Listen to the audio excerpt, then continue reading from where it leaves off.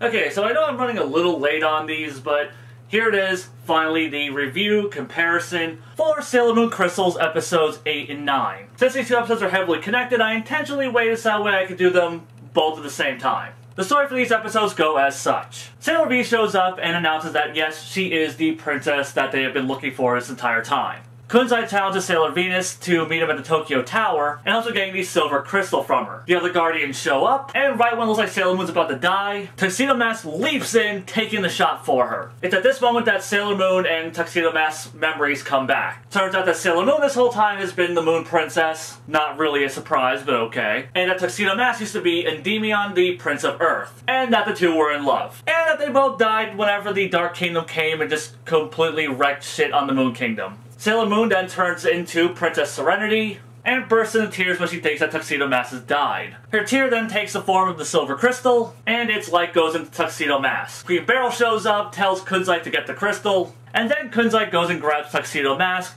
taking him off to the Dark Kingdom. Then the episode ends a few days later, with Luna saying that they're all going to go to the moon to try and solve the mysteries that's been going on. Now, when compared to the manga, of course there's going to be some differences. Like in the manga, when they meet Sailor V, the Guardians start getting flashes of their memories. There's also a scene in the manga where Usagi tells her dad about her secret identity as Sailor Moon, for some damn reason, but of course her dad just laughs it off and ignores it. There's another manga-exclusive scene where Kunzai is looking at the bodies of his dead allies, and Beryl informs him that yes, you know, the power of Silver Crystal could bring them back to life. In the manga, all of the Guardians go to face Kunzai all at once, instead of Venus going by herself and the others joining her later. Like most confrontations in the manga, there really isn't one. So almost every bit of combat in Crystal has been added for the anime. The manga also has a few extra scenes of the Crystal reviving people and restoring their energy, as well as revitalizing the planet. Also in the manga, whenever Sailor Moon gets her memories back, all of the Guardians get their memories back in full. Also, Kunzai gets his memories back, and the crystal temporarily revives the dead members of the Kings of Heaven. In the manga, Usagi has a bit of an internal monologue that acts as an info dump, explaining the whole past of the Moon Kingdom. In Crystal, Artemis does this, and he does it to explain it to the other Guardians, since in Crystal, their memories hadn't been fully awakened just yet. And of course, the scene where the Kings of Heaven are standing over Mamoru's body, and they start to get some of their memories back, is obviously exclusive only to Crystal, since, you know, the other kings were dead at that point, and Kunzai got his full memories back during that confrontation with the scouts in the manga. Then there's the classic series counterpart, which also handles this in the form of a two-parter. But because the classic series has had a lot of filler and has taken the series in kind of its own direction, there are certainly some major differences. First off, instead of Kunzai challenging Sailor V, it's Zoezai challenging Mamoru. So Zoezai can try and steal the rainbow crystals that Mamoru still has. And the only ones at the tower throughout most of the conflict are Usagi and Mamoru.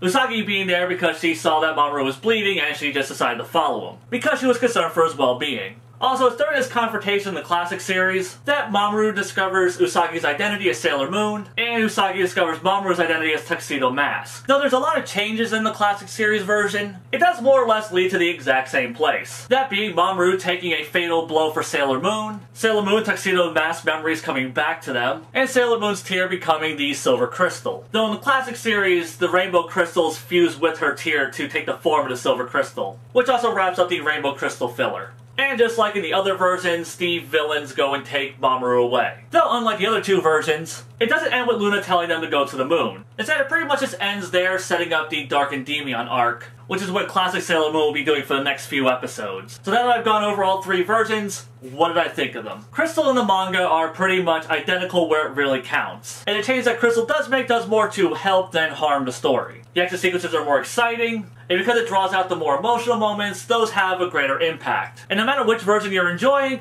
they're both just fantastic stories. As for the classic series, these two episodes, along with the one before it, are actually the very first episodes of the series that I ever saw. And going back and watching them again, I understand what it was that hooked me into this series. Like, these are some of the best episodes of the classic series. And it's really impressive that the writers were able to take these filler arcs and tie them into the main narrative that gave them a lot of weight and purpose. As I said before, these are some of the best episodes of this season. But there is one issue I have, and this is a problem that all three versions share. Sailor Venus. I like Minako, I do. Like, as a character, she's totally cool. And I like that she has this whole backstory as Sailor V, and that prior to joining the Guardians, she had her own adventures. But I can't help but wonder why she didn't join the team sooner. Like, no matter how I look at it, there is no reason for her to have stayed hidden that entire time. I'm pretty sure this doesn't actually get explained. I consider it even worse than the manga in Crystal, because her role in that story is to be a decoy princess. So it makes no sense to me, like, why she would be hiding herself this entire time. Can't really be much of a decoy if you're not actually making yourself known. Also, I think it's kind of dumb that she was training them via a video game. I mean, I've played a lot of Street Fighter. I'm pretty sure I'd still get my ass kicked at any fist fight. But yeah, those are my only real gripes with the Crystal and manga versions. So, how do these three versions stack up? Well, between the manga and Crystal, I'm gonna have to go with Crystal. Because Crystal basically just tells the exact same story, but the few things that it adds help smooth out the pacing. And as I said before, you know, the action sequences are more exciting, and it lingers on the emotional moments more, which gives them more of an impact. So then what about Crystal and Classic? Honestly though, I think the video game training thing's kinda dumb. That is such a minute nitpick.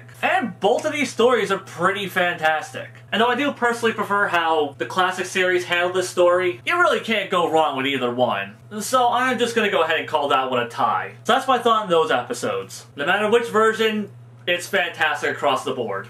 Well, that sums up my thoughts in this video. I'm Hail Zeon, and Moon Prime, motherfuckers!